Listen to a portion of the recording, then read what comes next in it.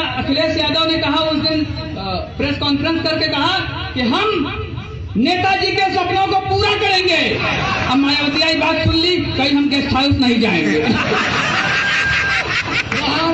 हुआ करारा प्रोफेसर।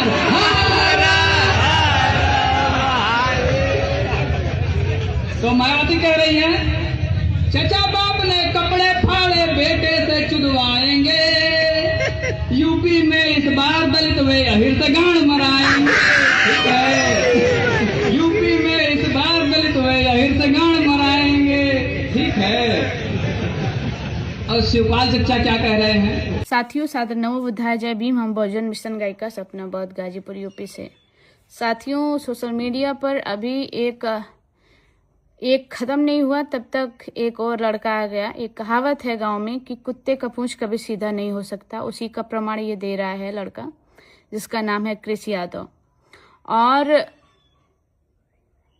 लिख रहा है कि बुरा न मानो होली है, कोई कवि महासम्मेलन है होली का, और उसमें जो है अपना कविता, इसे दुनिया भर में कविता मिला नहीं।